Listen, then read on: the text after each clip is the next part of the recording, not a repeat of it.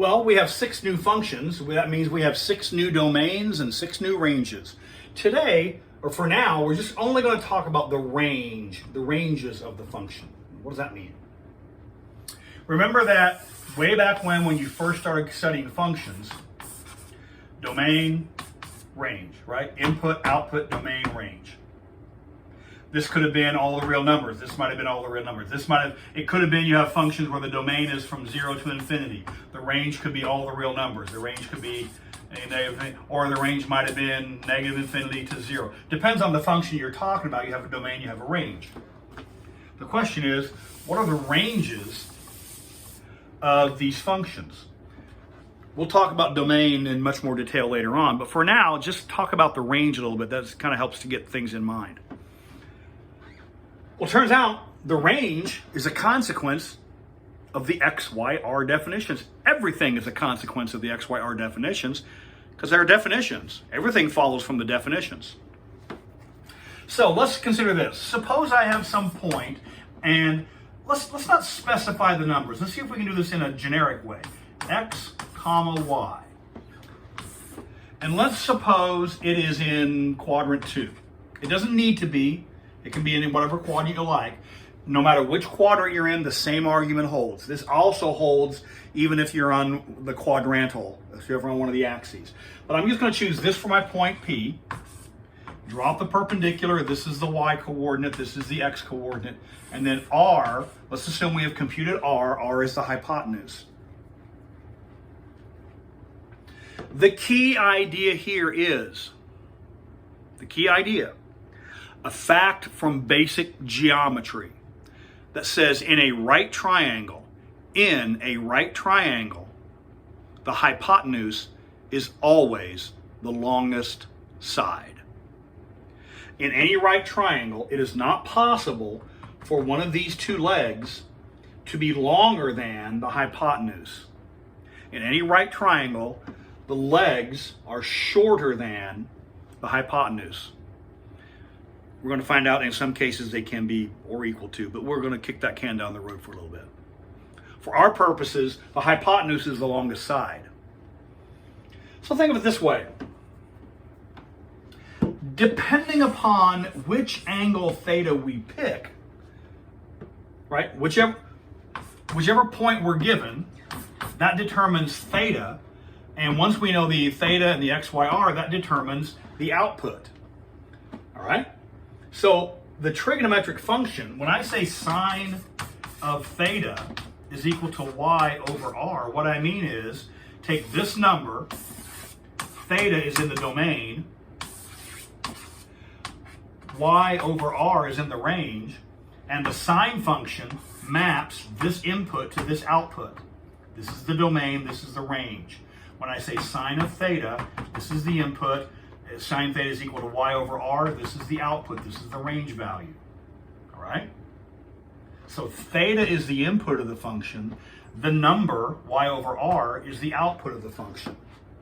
Okay, just the same kind of notion that every function you've ever encountered has.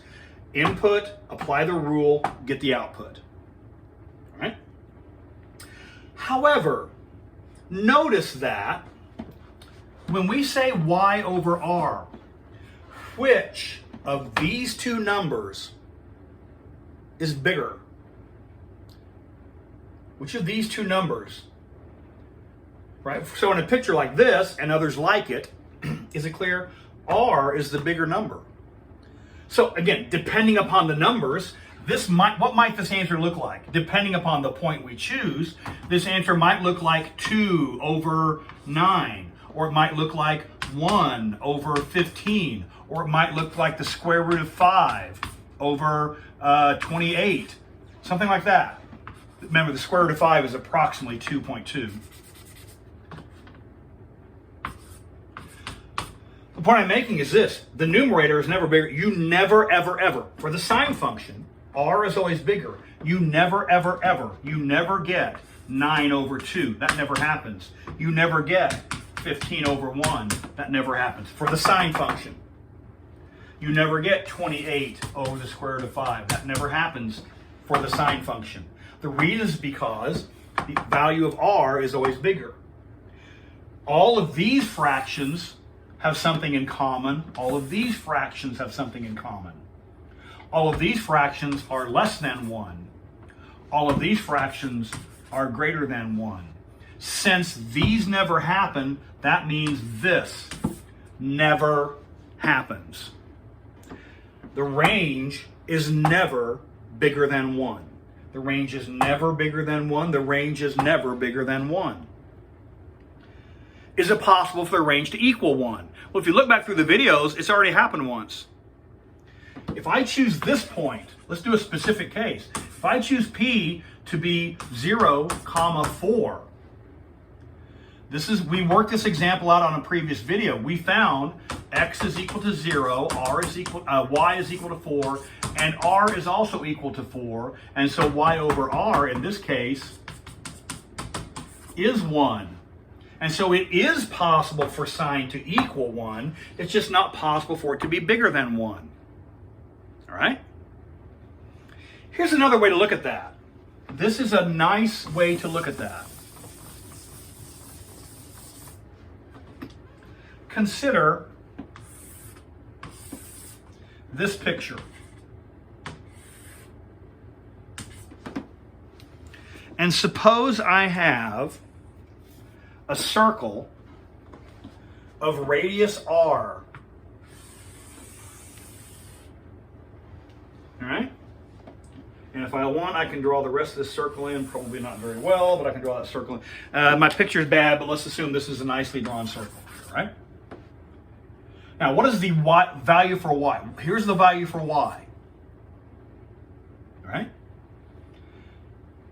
Now, if the circle we start with, if theta is very small, then here's r and here's y. R might equal, let's pretend our circle is radius 10. Then r might be 1/2, 0.5. And so y over r is 0.5 over 10, which is 5 over 100, which is 0.05, or whatever it is, a very small number. But as this value gets bigger and bigger and bigger, we come up to this point. Now, what is the value of sine? Now, at this point, the value of r is 10. The value of y is also 10. And so at this point, y over r is, if this is a radius 10, is going to be 10 divided by 10, which is 1. But then what happens is, as you sweep through the second quadrant, do you see the y values now get smaller and smaller and smaller again? Here the y values get larger and larger and larger. Then they get smaller and smaller and smaller until it goes back down to, goes to 0. But look what happens as you sweep through quadrants 3 and 4. Look. For this angle, there's the y value. The y value here is the same as the y value here. It's just it's negative. And so what happens is the y values get larger and larger, but they're negative. What is the largest possible value for sine? This would then be negative 10 divided by 10. Is it clear? The smallest possible value is negative 1. So if we have positive 1, it's kind of like the upper boundary for sine of theta. There is a lower boundary. The lower boundary is also negative 1, or it's negative 1 for sine of theta. And then as we sweep through quadrant number 4, you see these y values? These y values get shorter and shorter and shorter until the y value eventually is 0. So as you sweep through this circle, as you sweep around this circle, the y values start at 0, they get bigger, bigger, bigger, bigger, bigger. The biggest they ever get, the ratio, the biggest it ever gets is y over r, which is 1. And then it gets smaller and smaller, and then it gets larger and larger, but they're negative, to negative 1, and then sweeps back down. So that's the long of it. The short of it is this. The range for the sine function is from negative 1 to positive 1. Negative 1 to positive 1. if you ever hit the sine button and your answer is negative 2.6, you did something wrong, go fix it. If you ever hit the sine button and your answer is 12.3, it's wrong, go fix it. The value of sine must be a value between negative 1 and 1. All right? Now, I'm not going to make the same argument for all 6 functions, but in a similar fashion, it can be shown that the following are all true.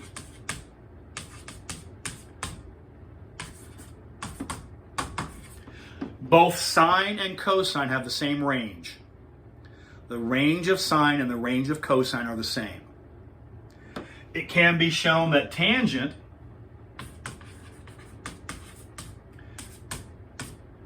not or equal to. Tangent goes all the way from negative infinity to positive infinity. It can also be shown that cotangent does the same.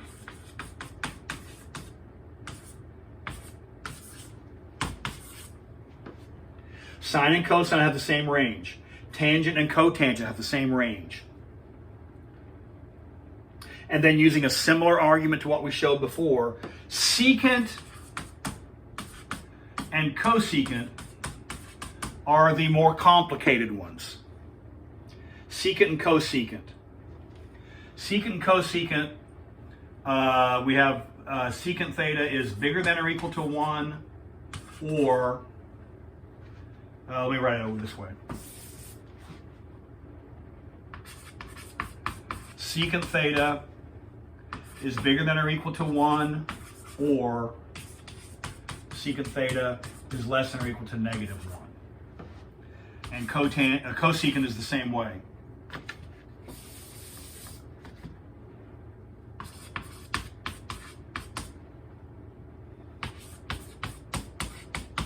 It's either bigger than or equal to 1 or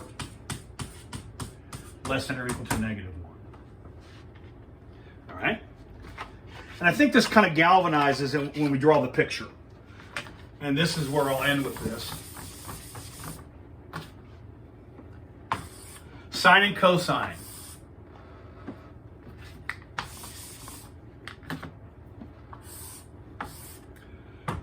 Here's negative 1, here's positive 1. Remember, this is the y-axis. For sine and cosine,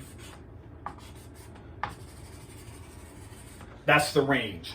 The range of sine and cosine is from negative 1 to positive 1 on the y-axis. This is the range. The range is the y-coordinates. For tangent and cotangent, the range for tangent and cotangent is the entire, all the way from negative infinity up to positive infinity. Later in the semester, we will draw the graphs of these functions and we'll pick this back up. And then secant and cosecant is the trickier ones. Here's 1, here's negative 1. It has to be either bigger than 1, so it starts here and goes up, or it's got to start here and go down. You see what happens here? Secant and cosecant is kind of like the opposite of this. Sine and cosine are in here. Secant and cosecant are outside of here. Tangent and cotangent, anything goes. So those are the ranges of the function, and little things like this. You ask little. We tend to ask little questions like this: possible or not? Possible or not? Cosine of theta is equal to 4.1. Possible or not? No. Cosine theta cannot equal 4.1 because cosine's got to be between negative 1 and 1. So this is not. What if we had tangent theta is equal to 1/4? Well, what tangent and cotangent, anything goes. Tangent, cotangent, range of cotangent, anything goes. This is possible. Cosecant of theta is equal to negative 4.6. Is that possible? Yeah, cosecant less than negative 1 is possible. That's possible. So little questions like that get asked just to make sure you know what the ranges of the functions are, and that's what we'll look at with that kind of stuff. So with that, make sure you understand the ranges of the functions, and again, these are consequences of the x, y, r definitions.